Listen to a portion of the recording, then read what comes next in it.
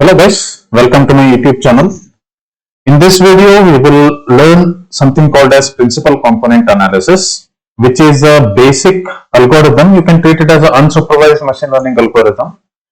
Not exactly machine learning algorithm, but we can make use of this particular algorithm to reduce the dimensionality of the data that we have at our hand. And then we can make use of those reduced dimensions, which are better explainers for the data that we have, and feed them into the machine learning algorithm. Okay, so let's see what is principal component analysis and how do we get the principal components out of the features that we have using a method called as singular value decomposition. Okay, now I have listed out the steps here. So there are around 7-8 steps. First, we will find the center around the data. We move the data so that the center is aligned on top of the origin. Then we fit a line to the particular data. We want the best fit line. So I will tell you how to find the best fit line, how PCA does that.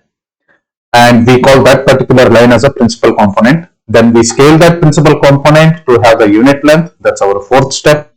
Then we find other associated principal components, which will be orthogonal or at 90 degrees to all the principal components. And then we rotate the principal component so that the first principal component is horizontal. And then we project the data points based on that principal components, and then find the variation of the data for each of the principal components. This part is done with the help of something called as Scree Plot. I will tell you in much detail towards the end when I come at this particular step. Okay, so this video is going to be a bit lengthier, maybe around 25 to 30 minutes. I will try to keep it max about 25-30 minutes so that you will find it easier to understand. I will go very slowly, step by step. Okay, so let's start. Let us say we have a data, we have m examples and n features or n columns. Okay, so for better understanding, let us for now just consider feature 1 and feature 2. So the main aim of principal component analysis is to reduce the dimensions in order to feed to the machine learning algorithm. Okay, so in order to better understand principal component analysis, we will only work with 2 features, and this idea can be generalized to as many features as we want. Okay, so let us start. So first we will find the center of the data. So how we will find the center of the data? Let us say we have the data described with the help of 2 features f1 and f2, and it looks something like this. Okay, so in order to find the center of the data, we will first calculate center of the feature 1, and then we will calculate center of the feature 2, and this particular point will give us the center of the complete data set that is explained with the help of these 2 features f1 and f2. Now as a second step, we will move this particular data so that this particular center is aligned on top of the origin. Okay, so this is the origin, right? So we will move this data such that this particular center of the data is on top of this particular origin. So this is how it looks. So I have moved the data and the center of the data is on top of the origin. Just keep in mind, moving this data such that the center on top of the origin doesn't change anything. This data point, so this data point still remains the rightmost data point. This data point remains the topmost data point. This particular data point here still remains the leftmost data point even after we move the center of the data, right? So you can see the data points doesn't change as such if we move the center to the origin. Okay, so we are done with the second step. We have moved the center of the data to the origin. Now comes the important point. We need to fit a line to this particular data, which is the center of the data is merged on top of the origin of the axis f1 and f2. Okay, now we need to find the best fit line such that it passes through the origin as well. So that's the prerequisite for principal component. Okay, so we need a best fit line so that best fit line to the particular data that we have will move through or pass through the origin of the axis f1 and f2. Okay, so how PCA finds the best fit line? So in order to find the best fit line, there are 2 ways, guys, right? So one is to minimize the distance of the data point and the projection on top of the best fit line, or there is another method which is to maximize the distance between the origin and the point at which the data is projected on the line. Okay. So how does this work? So let me try to explain you with the help of some visualization. Okay, I will try to explain it in a simple way. So you see here, first let me rub this. So let us think that we have some data point P here, okay, and this is our one of the line that we are trying to fit to. Okay, we are trying to find the best fit line, and let's say this is our first line that we are trying to find the best fit for this particular data point. Okay, so now you see, no matter how you move this or rotate this particular dotted line here, right? So this can be our best fit line, or this can be our best fit line, correct? So no matter how you move, the distance from the origin to this particular data point remains same, right? So it doesn't really change, right? So just keep that in mind. Now that we have this particular point, let us draw a right angle triangle. So how does that right angle triangle look like? One side will be the length from origin to that particular data point. The other side would be the orthogonal projection of this point on the line that we have assumed to be best fit. Okay, this is let me change the color so that you won't get confused. Okay, so this is the line that spans from origin to the data point, and this is the projection of this particular point onto the best fit line, and this is the orthogonal projection. Okay, and this particular stuff here is our length or the line spanning from origin to the projection point. Okay, so this here, let's name it as A. Okay, let's name this as B, and let's name this particular thing as C. Okay, so if you apply Pythagoras theorem, A will be our hypotenuse, right? So the formula to calculate the length of the hypotenuse is A square is equal to B square plus C square, correct? Now I have told you earlier that no matter how you rotate this best fit line, this A, distance from origin to the point, doesn't change, correct? So this will remain same no matter which best fit line we are considering. Okay, so this remains same. Now we have to either minimize this length, right, that is B, or we have to maximize this C. So how this works? PCA actually chooses the second option, that is to maximize distance from origin to the projected point. Okay, so this is what PCA does, because it is simple mathematically in order to find the best fit line in this way.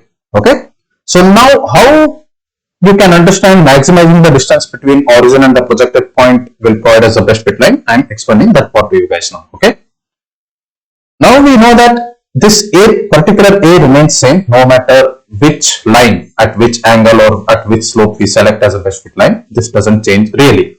So this remains same, right? So hypotenuse remains same for us. Now consider only these two. If B is larger, if B gets larger, right? If B gets larger, C should get smaller, correct? Right? I hope you can visualize this, right, in terms of this particular figure. In the same way, if B gets smaller, C should get large, right? C should get large. So either we maximize the distance from the origin to the projected point, or we minimize the length of the projection from point to the best fit line. We are doing the same thing. Okay, so hope you guys understood this. The PCA chooses this particular part to find the best fit line. Okay, now that we have understood, or we came to know what PCA does in order to find the best fit line, what it does is, so it will, for each of the line that we have we are trying to fit to be the best fit line, it will calculate the distance from origin to the projection point on that particular line and then notes them down in this particular order. So D1, D2 up to Dm. We have m data points, so we will have m distances from origin to the projected line. Okay, and these are sum of the square distances. What do I mean this? So let's say I have some distance from point 1 to the projection line. I noted it as D1. Okay, but this D1 is square of the distance. Okay, this is the square of the distance. Now we compute the distance for each point from the origin to the projected point on that particular line. Okay, and that will be square just to do away with the negative values. If the distance is negative, if it shows to the other quadrant of the axis, the distance will be negative, right? So in order to do away with the negative distances, we will just square it up and then we will sum the squared distances on all the data points. That we call it as sum of square distances and we denote it as SS distance, sum of square distance. Okay, now we rotate the line along the origin and again find the sum of the square distance for that particular line. So we do not know in the first shot that this is our best fit line. So we try to rotate this particular line so that we get maximum sum of square distances. Okay, we repeat these particular steps for some times, for some iterations, and then choose that particular line as a best fit line which gives the maximum sum of square distances. Okay, so this is how we find the best fit line. Okay, now the one that gives us the maximum sum of the square distance, we call that particular thing as our principal component. In this case, this is our first principal component that we are trying to find out. So we name it as PC1, short for principal component 1. Okay, so let's say this is our best fit line on this particular data point that we have. This particular line will have some slope, correct? Let us say, for the sake of understanding, the slope of this line is 0.25, right? So what does that mean? It means if the slope is 0.25, the ratio of F1 to F2 is 4:1.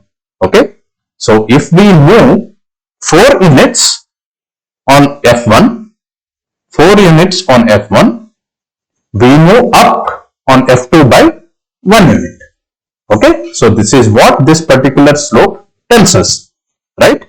And now we can say that PC1 is a linear combination of variables. Okay, so you can think of this as if let's say you are preparing something in the kitchen, some food item, so you mix the ingredients in 4:1 ratio, right? So that's what, when we say principal component is a linear combination of variables, you can understand it in that particular way. Okay, so it's a linear combination of variables. So when I say variables here, this particular PC1 has, and it will give us the variance of the data, which I will explain to you in the last step. It is the linear combination of F1 and F2 in the ratio 4:1. Okay, just understand this. Just remember this part. Now, this principal component that we have is depicted in a shorter way in this particular figure. Okay, so this is along F1, this is along F2. Okay, so if we move 4 units on F1, we move up by 1 unit on F2, right? So now, applying Pythagoras theorem, we can get to know the length of this particular hypotenuse, right? So it happens to be 4.12. Let's say some value. Let's not get into detail of what exact value it is. So let's say we get some value. Now we want to scale this particular length to 1. Okay, we want the length of principal component 1 to be unit length. We want it to have unit length. So how do we do that? We divide F1 by 4.12, right? We divide everything by 4.12, right? If we divide this by 4.12, we get this shrunk down to 1. So we have to divide this unit along F1 by 4.12 and also this 1 along F2 by 4.12. Correct? So in this way we will convert our PC1 to have unit length, and this particular unit length PC1 is called as a unit vector or also called as a singular vector. In terms of SVD, it is called as Eigen vector. Okay, hope you guys are understanding till this particular point. Okay, now that we have Eigen vectors, you guys remember the sum of square distances, right? We used to find the best fit line, that is called as Eigen value. Okay, so this is how PCA finds out eigenvectors and eigenvalues or finds the principal component using singular value decomposition. So SVD is short for singular value decomposition. Okay, hope you guys have heard this during your high school or class 11, class 12 when you were studying about matrices in algebra, right? So this is what these eigenvalues and eigenvectors are with respect to PCA, right? Now that we have worked out our PC1, we will have to work out our PC2. Because we are dealing with only two features, let us restrict ourselves to have only two principal components. Okay. Now we have found out our PC1, right? This is our PC1. Okay. PC2 will be simply a orthogonal line passing through the origin. The orthogonality is between this PC1 and the line that we call it as a PC2. Okay. So our PC2 will be orthogonal to the PC1 and it will pass through the origin. Okay. So this is how PC2 looks like. So this is our PC1. The points that I have marked here are our data points that are projected on to the principal components. Rather onto the features, we have projected the points and found this PC1 as a best fit line, correct? On our principal components, these are the projected lines. So PC2 will be orthogonal to PC1 passing through the origin, and these are the marks, that X marks are the data points that we have projected onto PC2 as a way to find the best fit line for finding principal component 2 with respect to the data set that we have. Okay, so this is how the principal component 2 looks like. This principal component 2 will also have some slope, right? And it will also have some eigenvector. It will also have eigenvalues, right? Same as we did for PC1, all those characteristics will be available for PC2 as well. Okay. So now that we have seen how to compute PC1 and PC2 for two features, you can extend this idea of finding multiple principal components in a higher dimensional space. Okay. So let's say we have three features now. So how do you find the principal component 3? You can find the principal component 3 and with 100% surety, because mathematics backs it, principal component 3 will be perpendicular to both PC1 and PC2. Okay.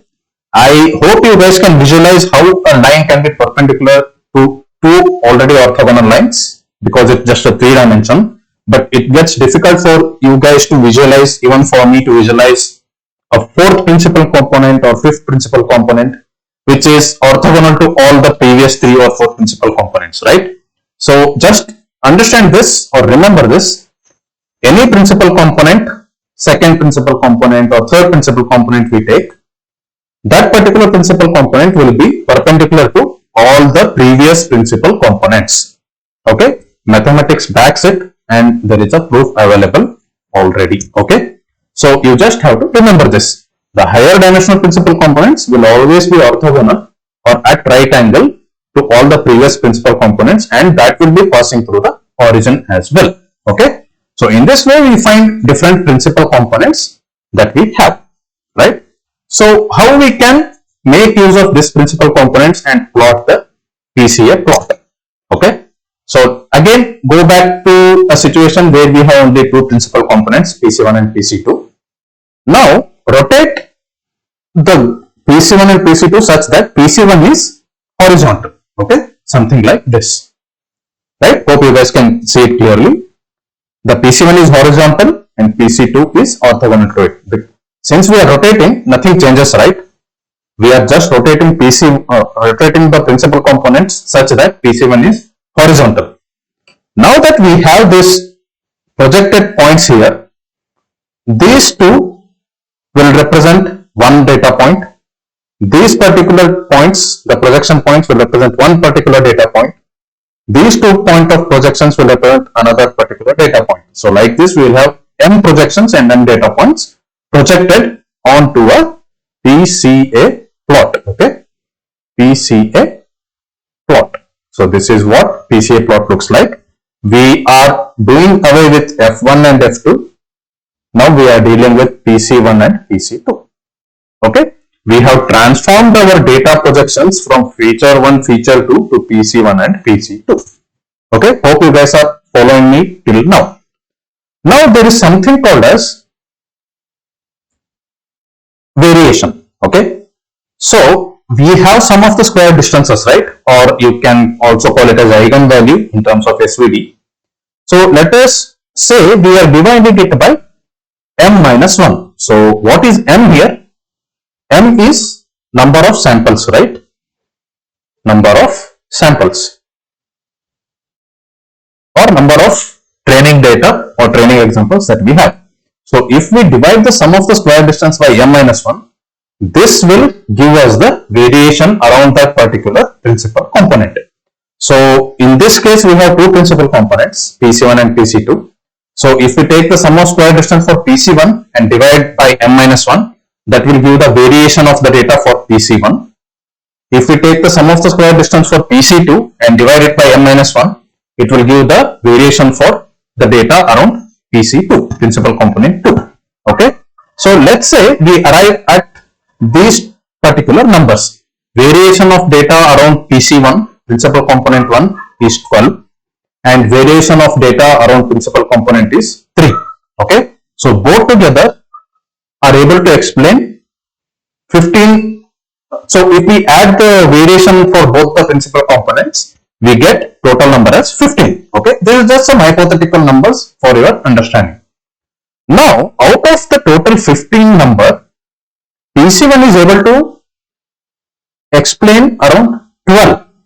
12 number of the variation of the PC1 is 12, right?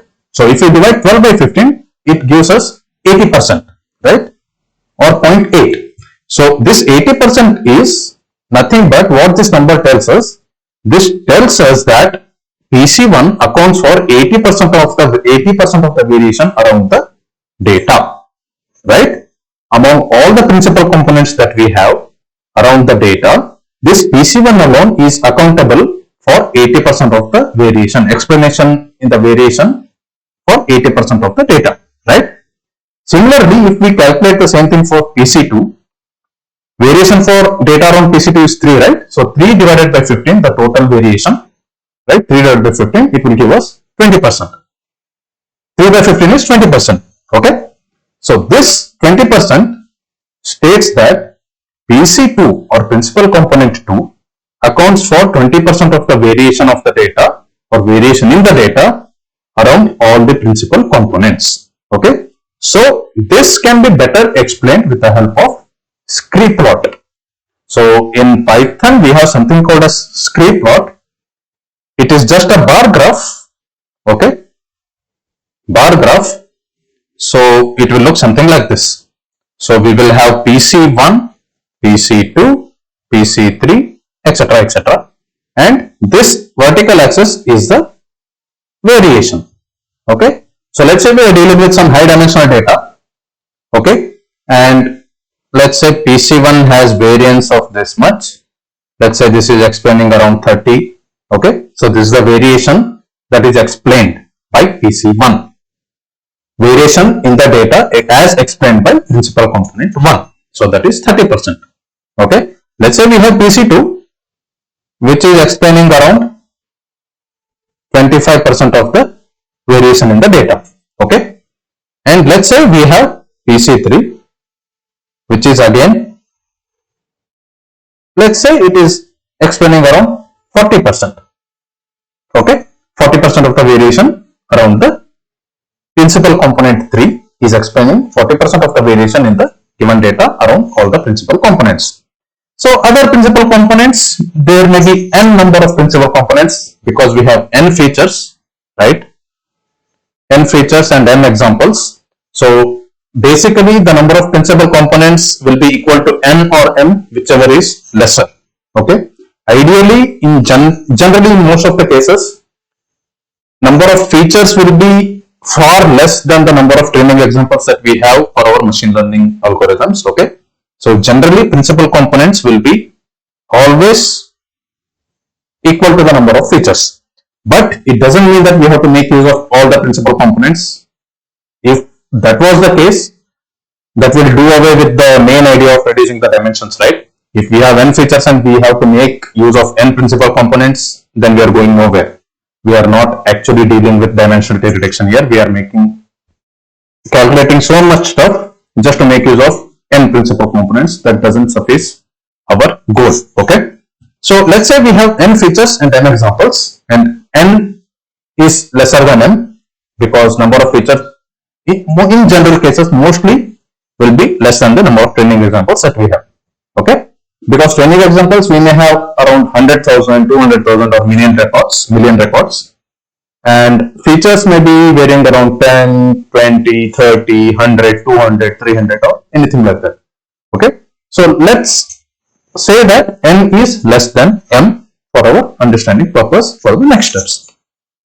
Now that we have calculated all the principal components from the given data set, and we have arrived at this particular Scree plot, okay, the PC1, PC2 and PC3 together are able to explain 30% plus 25% plus 40%. So you do the math, it will be 95% of the variation in the data. Okay. So rest of the PCs, PC4, PC up to PCN are just contributing 5% of the are able to explain 5% of the variation in the data around all the PCs. So instead of having n features, having 3 features is the better approximation of the n features. Okay. When I say 3 features, we are dealing with 3 principal components are doing better job than having n features. Okay. That is F1 to Fn. So just by making use of 3 principal components, we are able to explain 95% of the variation in the data. It is better to use only these 3 principal components rather than using n features F1 to Fn in order to build our machine learning model. Okay. So this is how we reduce the number of dimensions in the given data set. So we choose the principal components, the combination of principal components, which gives us the maximum explanation in the variation around the data of all the principal components. Okay. So this is how we choose or reduce the dimensions from n to less than n, but we do not use the original n features. We make use of the derived principal components as the features and feed them to our machine learning model. Okay. So if you guys have any questions in this particular video, please reach out to me via comment section. I have tried to make it very simple and explain it in simpler terms for you guys with in-depth math behind it. So please reach out to me via comment section if you guys have any questions, or if you have not understood this video, I will try to simplify it much. Okay. So till we see in the next video, happy learning. Bye bye.